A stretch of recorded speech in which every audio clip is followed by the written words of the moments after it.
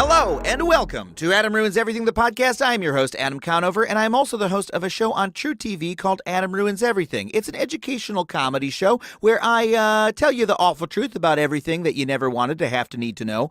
I always mess up our tagline. I think it's something like that. Well, anyway, it's a really good show, and on that show, I talk to incredibly fascinating experts from around the world of science, journalism, advocacy, just really fascinating people who know things that I don't know and that the audience doesn't know, and we bring them on the show so they can tell us what they've learned, right? But on the TV show, heck, we only get to talk to them for like 90 seconds, 3 minutes, something like that. On this podcast, I talk to them for way longer, 45 minutes, an hour. I get to ask them on air every question that I was pestering them with over lunch on set, right? Over our cold macaroni salad in between takes. I was like, tell me more about your fascinating work. And that was honestly where the idea for this podcast came from, and that's what we're going to do here today. But before I tell you who we're talking to this week, I would like to remind you that Adam Ruins Everything is currently in the off season, but you can find clips and full episodes of the show at truetv.com/Adam Ruins Everything and the Watch True TV app. So today's guest is University of Georgia professor Laura McAndrews, who appeared on Adam Ruins Shopping Malls, or Adam Ruins Shopping, or was it Adam Ruins the Mall? I ruin shopping and I ruin the mall. It's really Adam Ruins malls and shopping and the shopping malls. Probably the name of the episode. On that episode, we discussed how outlet stores are not really made of rejected merchandise, coming from the main store. They're actually a totally different supply chain that's made to just a cheaper, lower standard of quality. And Laura was our expert for that segment. But during our lunch break, we started talking about fast fashion in general, which is a subject that she researches and a subject that she has a lot of experience in. Before being a professor, she worked in the industry, and she saw a lot of the industry's practices firsthand, and now she teaches students who are going into the industry all about what they can expect and how they can change the industry for the better. And personally, as someone who wears clothes, that topic is interesting to me. And if you wear clothes too, I think you might feel the same. But hey, even if you're a nudist, I think you'll find this interview interesting. So without further ado, let's get to it. We're so excited to have Laura join us from Athens, Georgia, over the internet telephone today. Let's get to the interview.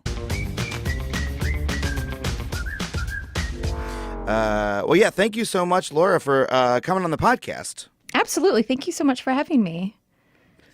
So you're a professor at the University of Georgia, and we didn't really get into that on the show. What exactly do you work on there? So I'm an assistant professor of product development and design in our textile merchandising interiors department.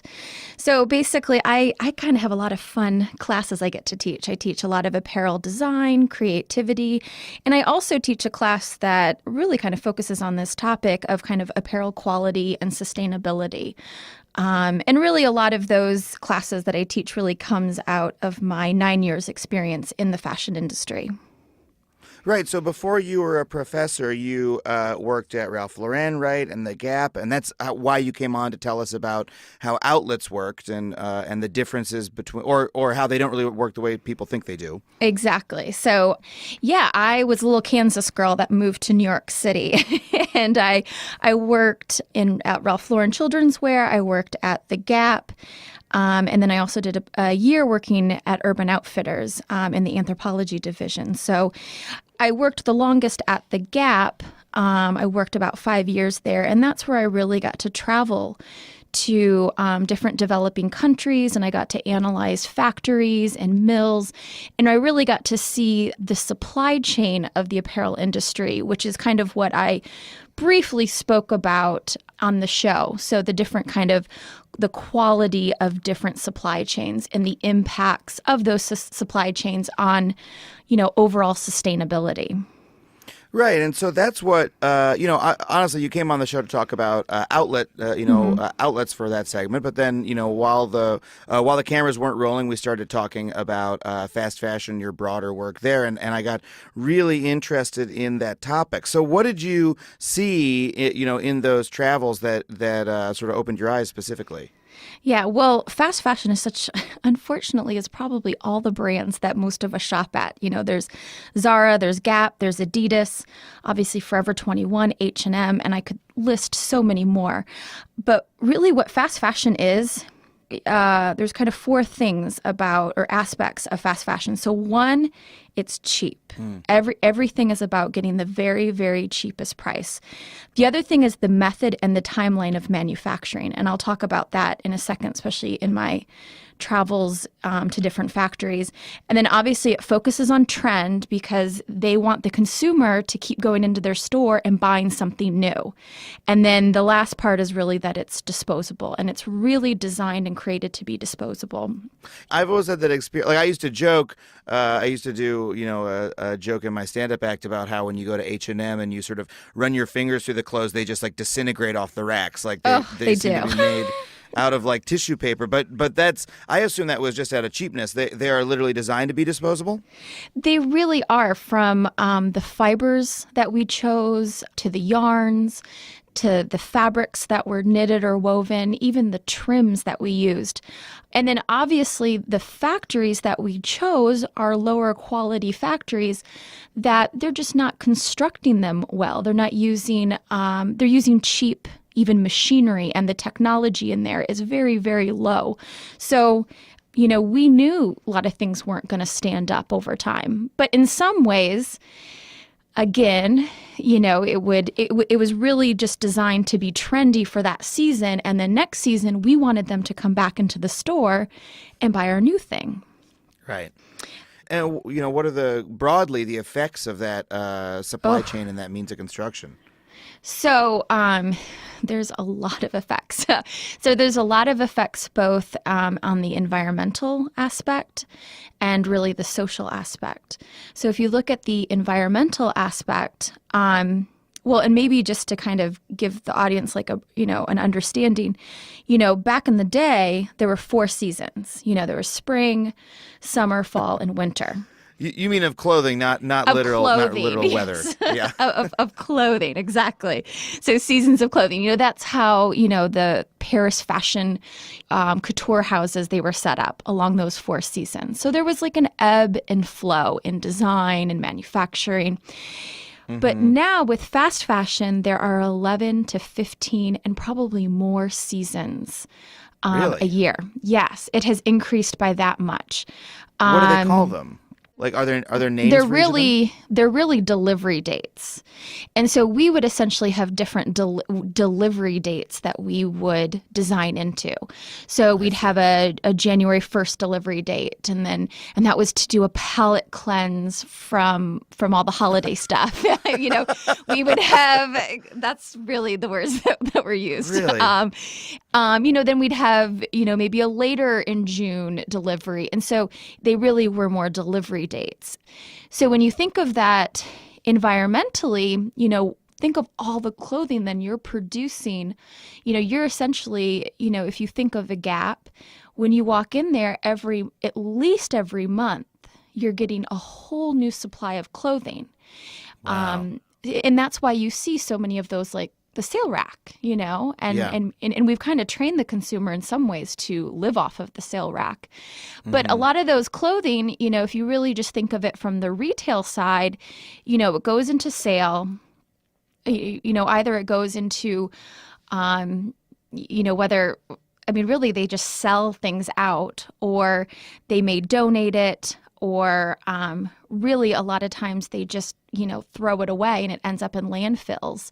But then if you think of the consumer, the consumer only really wants to wear it because they went in, they bought that palette cleanser on January 1st. They go back in there in February and they're like, oh, what I just bought in January is old. I'm throwing that away because I need to buy now what's new in February.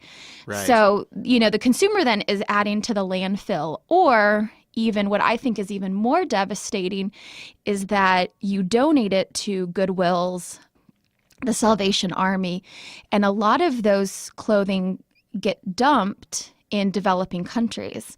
And for example, I was in Ghana last May, and essentially Ghana and really a lot of African nations are the US's and Western Europe's like thrift store.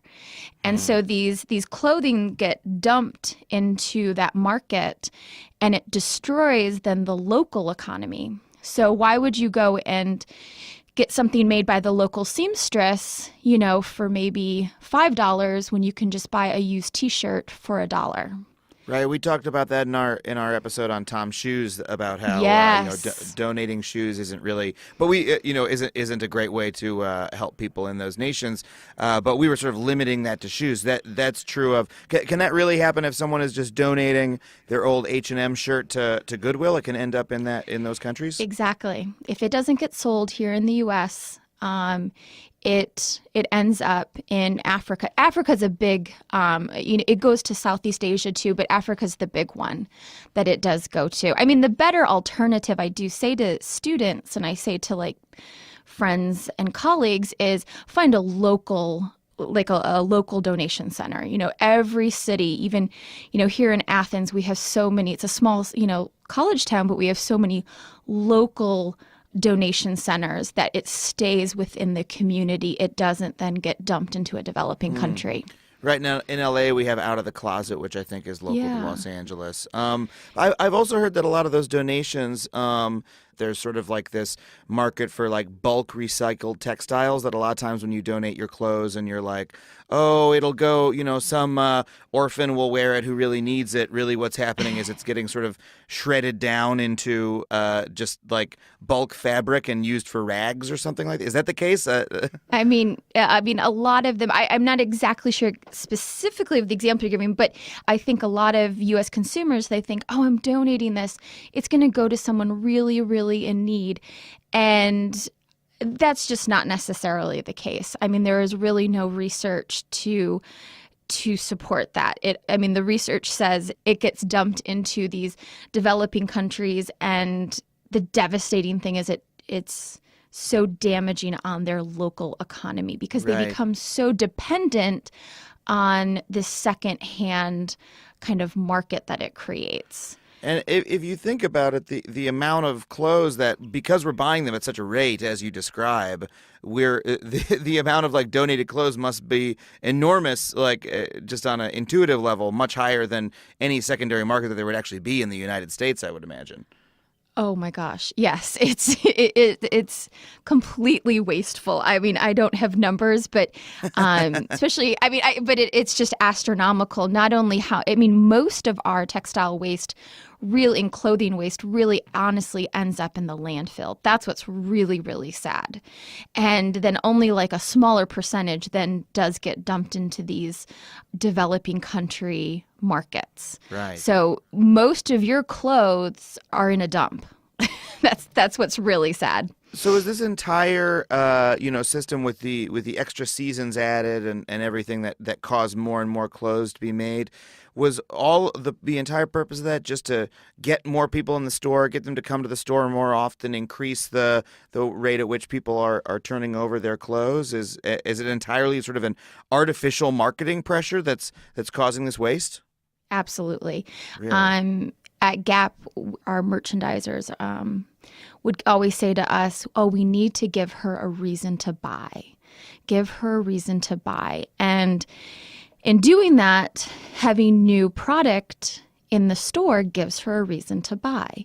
So fast fashion kind of came out of this like 1980s, 1990s kind of merchandising term called quick response or fast to market. Because most of this, like a retail store had a lot of your basics, had your back to school items, or it had your workwear, and it was very, basic. But there would be a couple of items that had a bit of a trend to it. And really now we have flipped that model, and everything has to be trendy. Especially you have stores like H&M and Forever 21 that they totally, take what's on the runway and they sell it right away in the store. Right. So we have become so kind of trend obsessed, or maybe as consumers, I'm sure the retailers have really trained us to be these like trend obsessed culture. And it's so weird to be like, oh, well, I'm going to buy a high quality basic item. That's a bit of a foreign concept to a lot of us. Yeah. I'll say it to my students, and they're like, well, what would be a basic? So it's very foreign to them. And I realized, wow, okay, they've really flipped this model, and they've really, the retailers have really trained us to just, I have to have something new.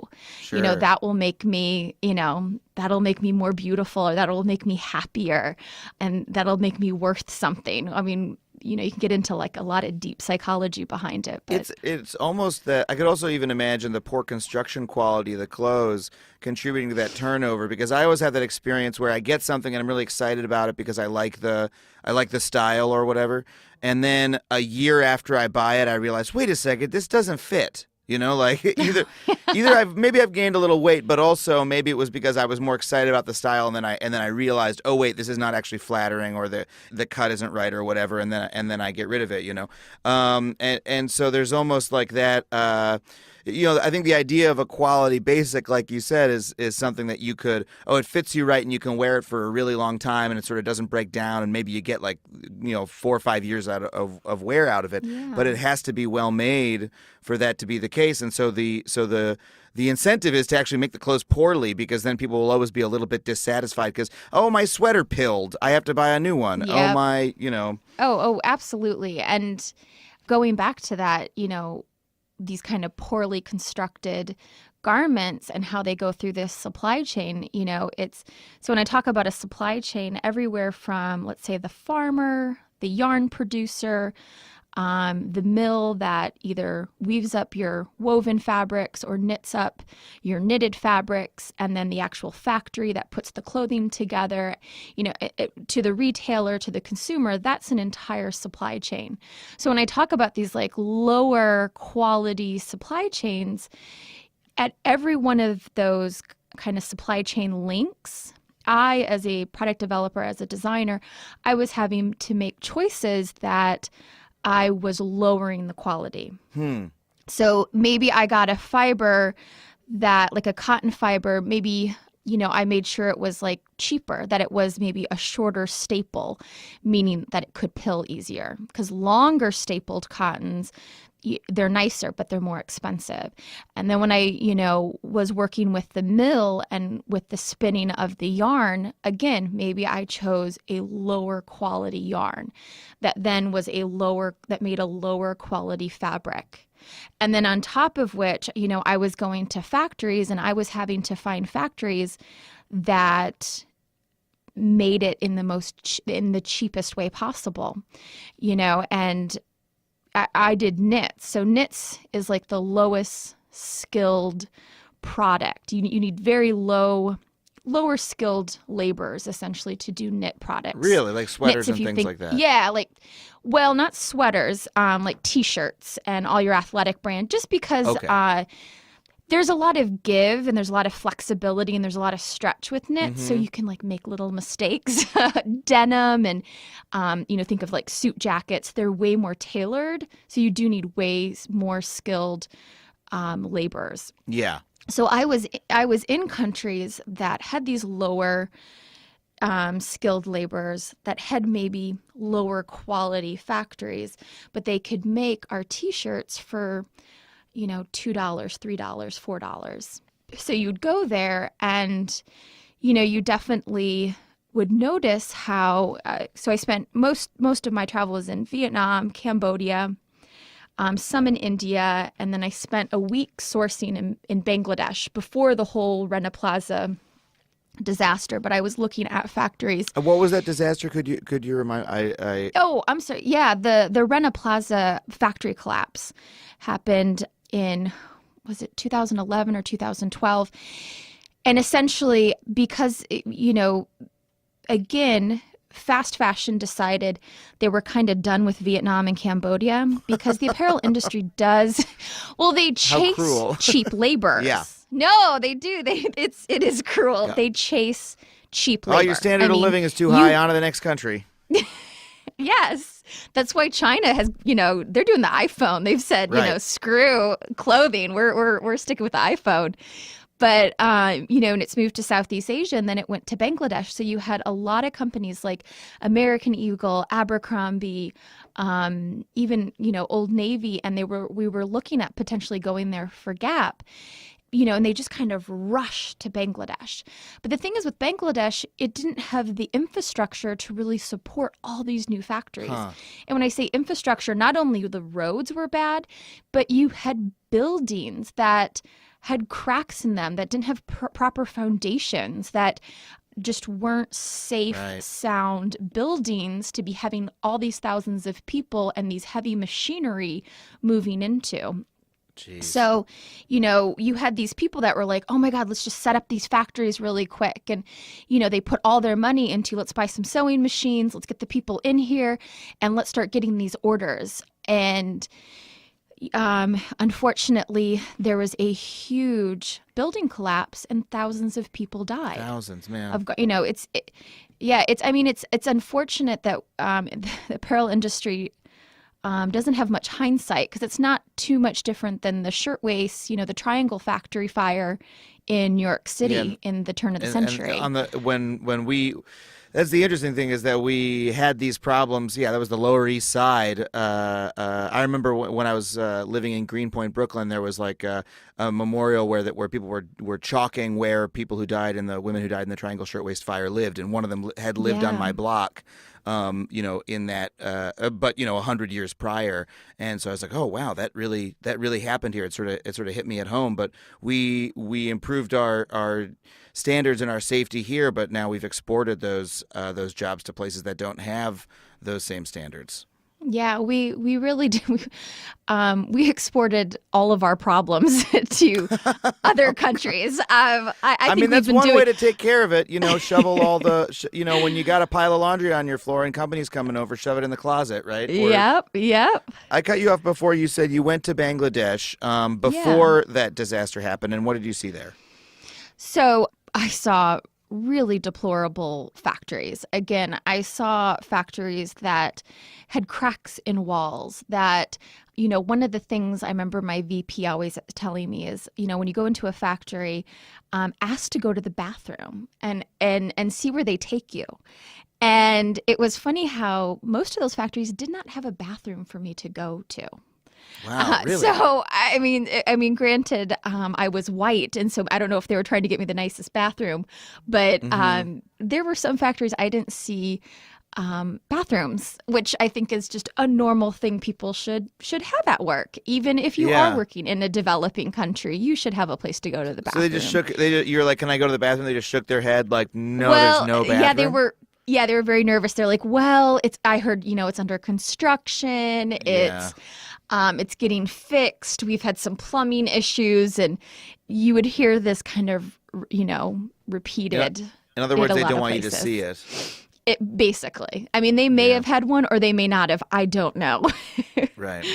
And so was this an example? Because you hear sometimes with these companies who have manufacturing overseas that they say, well, we're contracting with the manufacturer and we only have indirect control over the working conditions. Was it, if your colleague also said, hey, ask about the factories, did you feel in your work that you were sort of having to fight to improve these standards, or did you feel that the companies you worked for were sort of complicit in the problem? This is something that I tell my students, and I try to teach and instill this in my students. When I was traveling to these places, I was between the ages of 24 and 29. And I'm making a lot of money. I'm flying around the world in first class. I am, 25 in Bangladesh. That's pretty cool. Yeah. I had very little ability, probably of integrity, to really stand up and say, this doesn't seem right, because I was so trained by high level to be, okay, do they have the machineries and can they do it cheap? Mm-hmm. And that was so what I was laser focused on. And I was complicit. I mean, I won't even say it was the company. I mean, I was complicit because they were getting me the prices that I needed. Yeah. And that's really the bottom line was all that mattered. to these companies. And it's a huge, unfortunate thing that I live through, but I love that every semester I get another, 100 students that I'm teaching them, don't be complicit. Like, stand up. If something looks wrong, say something. Because I think, at that time I was told, well, this is how factories are. And this is how our clothes get made. And so I took that. We did overtimes. I took that sometimes, it's okay that workers get paid with maybe clothing because the factory can't pay them with actual wages. It's okay that a 16-year-old is working. It's okay if maybe there's not the right safety precautions. You got to think there's a lot of different machinery in these factories, and maybe proper safety regulations and standards aren't being followed. Like, that's just how it is. And when I went to graduate school, I got to spend some time. I was a part of a grant fellowship, and I got to work in a factory down in El Salvador, and I saw how it can be completely different. But the problem is you don't make as much money, or you don't as you're not going to be the kind of factory for fast fashion, because this factory worked more with European brands that again were a little that were definitely higher quality. And I got to see the contrast of what I saw in Southeast Asia and with fast fashion to what a real high quality factory looks like. Well, I'm here talking to Professor Laura McAndrews. We'll be back in just a moment, so stick around. Chaotic Bro, Natural Jaeger, Picosby, Mount Armus, the USS Entrepreneur, Dustbuster Club, Drunk Shimoda. What are we talking about? Some of the many delightful nonsenses that are now important running gags in the Star Trek podcast we still can't believe we're actually making. The Greatest Generation is a show that is reviewing Star Trek The Next Generation episode by episode, but it's much sillier and has more fart jokes than that makes it sound. Our reputations may never recover. You can get our show at MaximumFun.org or wherever you download podcasts.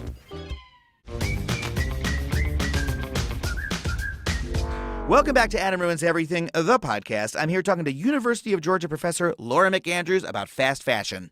Well, that raises an interesting question for me, because if you asked me, without having heard what you just said, which is going to be the better garment, or the more humanely made garment, the one made in El Salvador or the one made in Bangladesh, I probably wouldn't know. I don't really have associations with those countries or with that made of origin label, nation of origin label. Country of origin label, thank you. Which I know, by the way, is a whole other can of worms. That the country of origin label barely means anything, I understand. But is there a way? Oh, absolutely. So, because I understand that, globalization and the globalization of the supply chain is a problem, but I also know that there are some cases in which it works out okay. Like, I know that there are, there's a shoe company that we've gotten shoes from the show that I know half the shoe is made in China and half of it is made in Italy, but I think they're made pretty well in China. I think they've contracted with some really good cobblers who know their stuff and they're professionals, you know what I mean? And that's actually sort of a benefit. Everyone's, sort of going well in that transaction. I know that there are cases like that, right? There are sort of companies that do it better than others. And maybe there are countries that have better working conditions. How is the consumer? Are there any tools that we can use to figure out which are the companies or countries we should feel okay about buying from? Well, okay, honestly, the label country of origin is very unique to the U.S. Europe doesn't use that because I think they've known for a long time how meaningless it is. Actually, there is a lot of legislation going through that is trying to take off the country of origin from labels because it's misleading. It's really pretty much inaccurate. So there's actually a lot of pending legislation to take off the country of origin from our garments. That's really interesting. And why is it misleading? Can you give us a quick summary? Well, I mean, there really is no good and bad globalization. I really again, this is probably very much a personal note, and this is just something from my experience, what I've seen with the process of globalization. But globalization is good. It's kind of survival of the fittest. When you allow each country to do what they do best, like, for example, Japan, Germany, and Italy make the best machinery to go into factories. So why wouldn't you get your machinery from those three countries if you are making if you're going to open up a factory? Chinese workers are probably some of the most skilled, along with like Korea and Vietnam and even Cambodia. For some reason, Malaysia does the best garment dye. They can create so many beautiful colors. The U.S. right now, the U.S. is great at designing. We are great thinkers. We are great creators. So I'm a huge believer in globalization, and I'm always saddened when I see trade policies blocking globalization, because it really doesn't allow for the best, a country to really specialize in what they do best. Yeah. Oh no, I was going to say that's that's an interesting perspective, and that's one that I've heard a lot, and it sort of makes it does make intuitive sense. Like it's sort of basic Adam Smith, do what you're good at, and everybody prospers. But then I think people see the flip side of that, right? Which is the horrible conditions that you're talking about. Is there? So how do we prevent them then? And a lot of that has to do with how the brand manages the globalization. I will say, for as many negative things as I've just said about the Gap, they really did try to put the budget in there so that we would go into factories and we would at least have a presence in our factories, and they knew that we were going to be visiting. On the flip side, when I was at Urban Outfitters, you never went to factories. You never had a presence in there. So yes, I would say, do some brands have a better supply chain management than others? Absolutely. I don't necessarily think it's a country that's better or worse. I think it's how the brand manages their supply chain. And that's so difficult to decipher, besides just for what my own experience has been.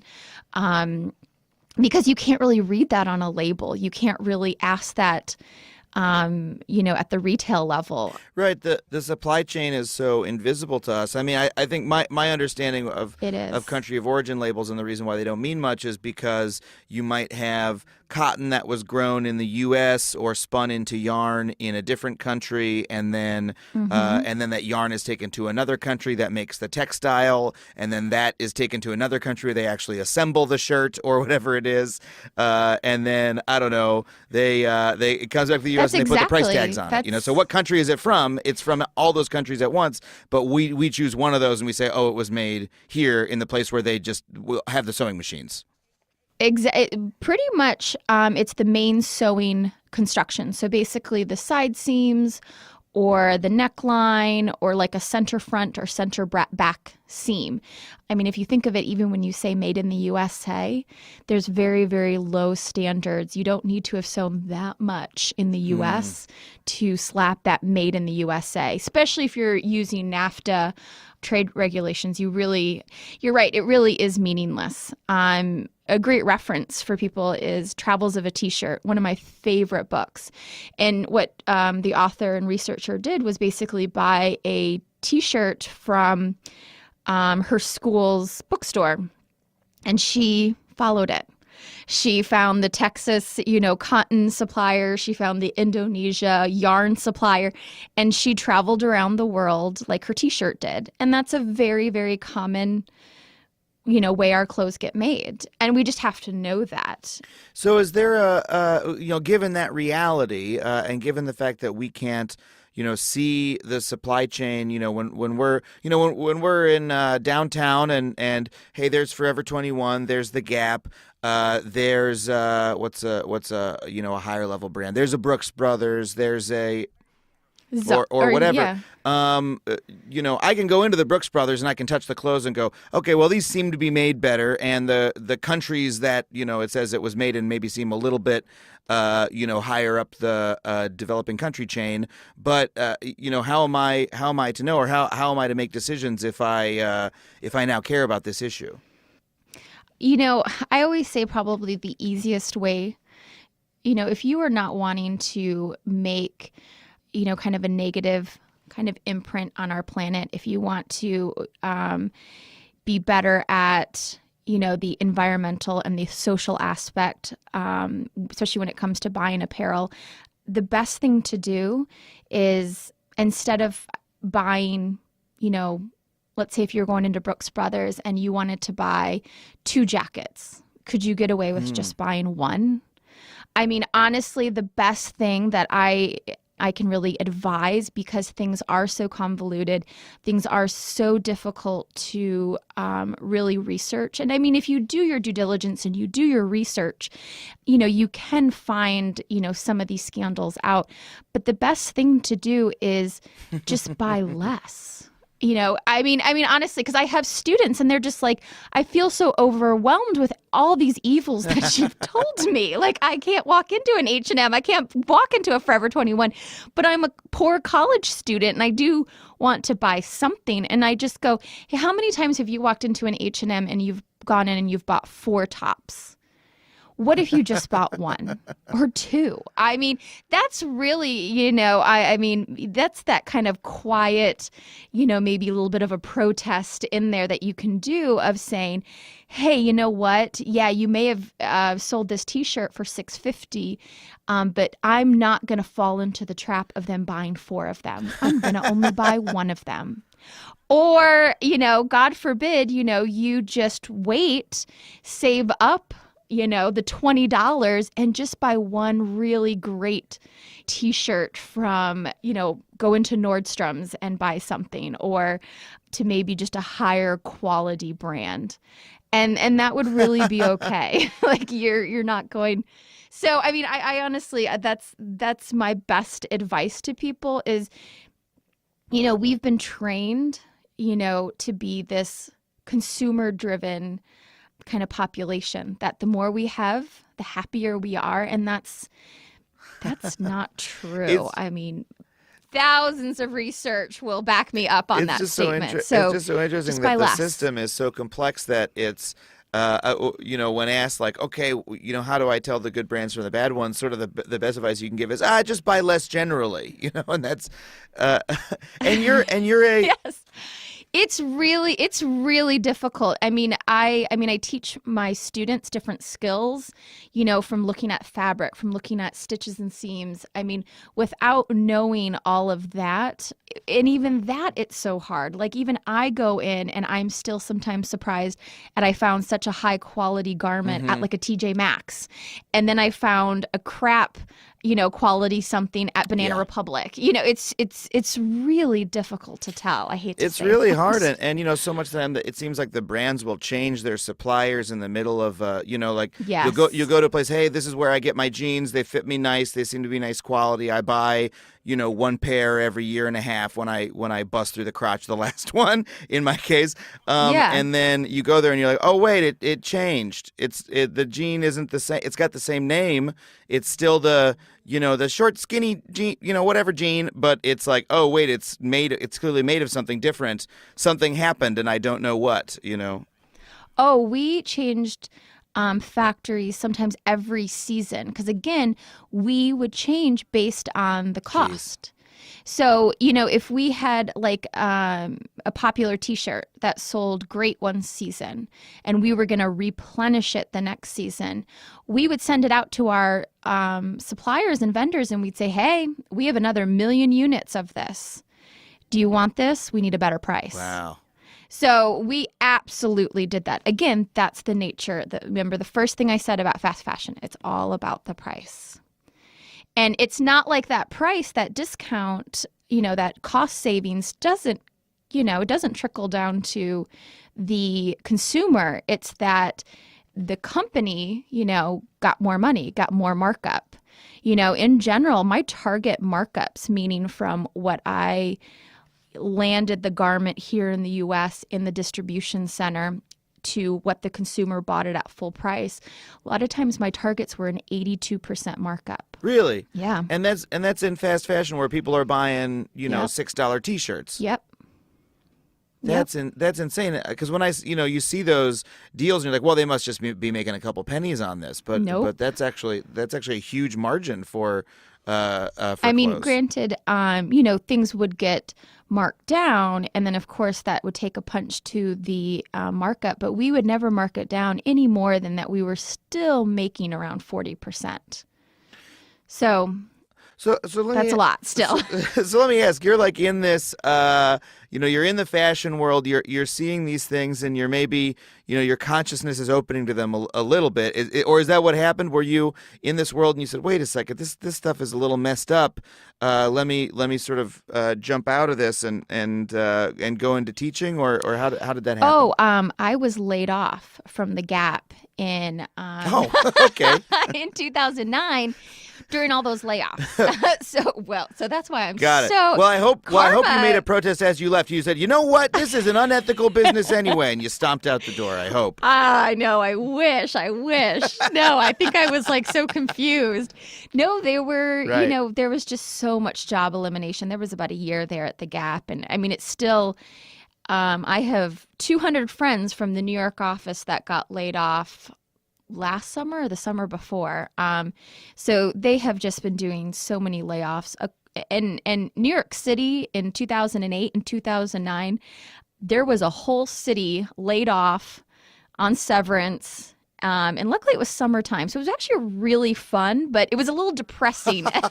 I'm sure there was way more. Everyone in your industry is just out on the Yes. street. Well, or no, Golden- out of a job anyway. Oh, yeah. Goldman Sachs was off. Lehman Brothers was out. I mean, New York City during that time was catastrophic. So we were all laid Wow. off. And honestly, it's really sad of how much when I was in the industry, I didn't realize how bad it was. I mean, like, I do remember, being in certain factories, especially that week in Bangladesh. I remember that lived with me for a really, really long time. And I kept saying, like, why do we push these pennies when, I mean, those factories were horrible. And they, my VPs would be like, well, those pennies aren't going to the people. They're just going to the rich factory owners. So just keep pushing and save another 5 cents. And so I do remember at one point, I just was like, doesn't seem right. And even after that Bangladesh trip, I was very much like, I don't want my products made there. If Old Navy wants to go there, if other departments want to go there, that's great. But I don't want my products made in Bangladesh, partly because I just didn't want to go there because it was very sad to see the conditions. That's as good a reason. It was depressing. Yeah. So, I mean, if it makes you depressed to go somewhere to to go check out your supply chain, that's a pretty good sign that your supply chain is unethical. I mean, I still remember there's like a vivid memory of, I shouldn't say this, but it was H&M sweaters, and there was just piles of these H&M sweaters. And I remember it was a turquoise blue, and it was just a huge pile of sweaters that was like piled up on the floor, and these women were sleeping in these piles of H&M sweaters. And I remember just being like, this isn't right. And this was literally probably 3 months before I got laid off. I remember seeing this, and I kind of just was like, I'm done. Like, and I was very much left the industry being like, I'm finished, I'm done. And I thought New York City was the problem. So that's why I went to Urban Outfitters, which is based out of Philadelphia. But it was the same. I thought Philly was the answer, but I think that's the paradox of globalism is you can't get away from it by moving. No, and it was just as depressing there. Seeing that supply chain, and I kind of started not focusing on my supply chain. And I just was like, okay, I'm just going to put the numbers through. I'm just going to put the orders through, do what I need to do, develop the product I need to develop. And what I really got passionate about is training these, girls that had just graduated and was so dazzled by the fashion industry. And I was like, oh, they're so optimistic, and I want to train them. And so Yeah. that's where I really got the urge of like, you know what, I can teach the fashion industry, and I can, while I'm teaching them the skills and, the definitions they need, I can tell them this bad stuff just so that they're just a little better prepared when they go out there, and maybe they'll speak up where I didn't speak up. Right. I mean, that's really wonderful and unique, I think, because you're sort of teaching in this. I don't know quite the word for it, but sort of like a trade discipline. You're not up there teaching. You're not in the human rights department or anything. You're no math, you're no teaching, science. Yeah, like this is how to. You're teaching people who are going into the business, but you're also giving them this information and trying to open their eyes to this issue that strikes me as kind of rare. I mean, it's not many. I don't know, in computer engineering programs, they don't tell people about the conditions in Foxconn factories where, that are running the apps that you're learning to develop. So, and do you have like an overall message that you try to impart to them about that issue, or? There's several issues. I mean, I always say, have the integrity to speak up. And then I try to give them the skills of how to professionally speak up. I still am working on those professional skills to be able to, very logically and with, facts and, with the education, I really educate them a lot on sustainability. So again, balancing environment with people and making a profit still.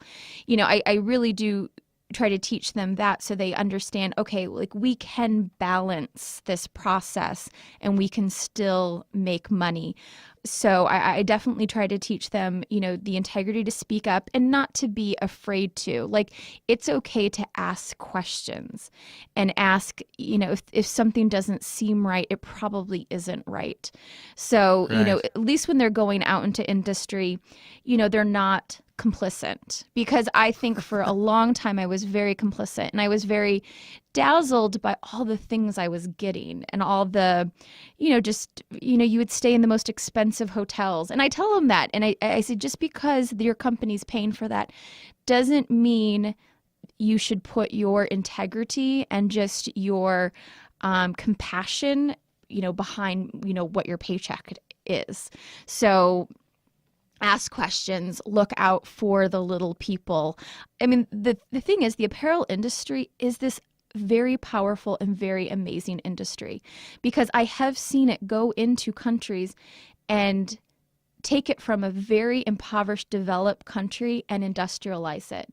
I mean, I think Vietnam is a wonderful case of that. Even when we look at like Hong Kong and Shanghai and, in different parts of China, you see this amazing development and this industry and the growth and money that has come into a country because of the apparel industry, because it's really the first industry after agriculture that can go into a nation and start to develop it. Right, I've heard that argument that it's that sort of the textile industry is one of the sort of early stages of development, and that it can help a country sort of pull itself up by its bootstraps, and that's sort of maybe the most positive vision of what that could be. But obviously, there's another side of the coin in terms of factory collapses and whatnot, But it is, that's not something to be ignored. It doesn't have to be that way. It really doesn't have to be that way. I think if responsible business, owners and responsible supply chain managers, if they go in there and they help these local factories reinvest into their factories, into their mills, you can have a very sustainable, ethical, moral supply chain. And I know that exists because I saw that in El Salvador, because every one of those business owners decided to hold hands and say, you know what, it's not all about the bottom line. I mean, yes, we want to make a profit, and we will, but we're going to reinvest back into our factories. That's really wonderful, because I think honestly, a lot of times this debate about globalization and working conditions and outsourcing jobs, or just, sort of multinational corporations causing, environmental and human rights harm, the division often becomes black and white. It becomes either, hey, that's how capitalism works, or, well, guess what? You got to opt out of the whole system and make your own clothes at home. That's the only and that's the only option. But both of those have always seemed unworkable to me. That these systems are so large that we can't just all decide to opt out of them and destroy them. And it sounds like you have a vision for these companies, like the culture of the industry changing, and these companies changing, the way they do business in order to make it more equitable, to give both their workers and, frankly, their customers better lives and better outcomes. And that it sounds like you feel like that's very possible. Absolutely. Oh, I do think it's very possible. I think it has to do with these transnational companies really going in and investing the time and train, these factory owners, these mill owners, then for the factory owners and the mill owners to then reinvest and really train their workers. And it can happen. It really can happen. But I think we, as a developed country, the country that is really sending our work overseas, because again, we do want lower price consumer goods, and there's nothing wrong with wanting lower price consumer goods, but we just need to, we can't just be like a bull in a china shop and just run in there and just, okay, everyone just start making our things. We need to go in there way more planned, way more, do our research, be diligent, and train these people. Because we know better. That's the thing. We do know better. So why wouldn't we impart our knowledge to these developing countries and help them set things up right? Right. And then we can all kind of win. That's the thing. We can all then win in the system. We get cheaper consumer goods. They, get an industry that they can flourish their economy. I mean, it can work and it can be mutually beneficial, but people get lazy. People, they want to do things fast. They want everything now. And so they don't set these things up appropriately. Right. Well, I love that you're doing your part to try to instill those values in the next generation of people working in the industry. I mean, you gotta cross our fingers. You gotta at least give it a whack. I mean, I'm not saying you can change things by yourself, but it's all you can do is try to use what bit of leverage you have to try to make a better world. So I really appreciate you taking the time to talk to us about this. It's one of those topics that I think gives people.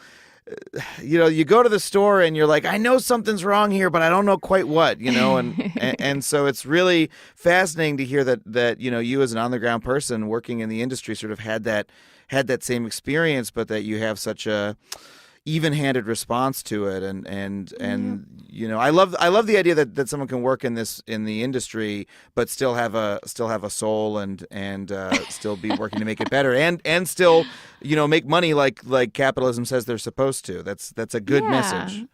Oh, I'm still about that. But this topic is so relevant because everyone wears clothes, So it really does give everyone a moment to pause and to think.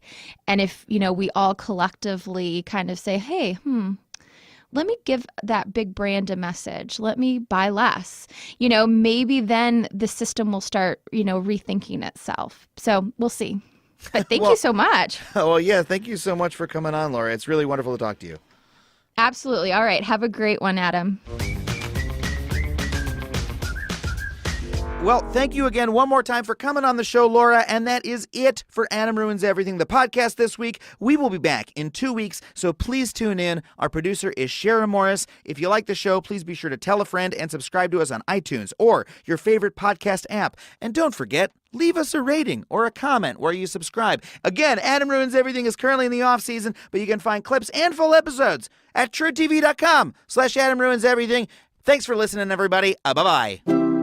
MaximumFun.org. Comedy and culture. Artist owned. Listener supported.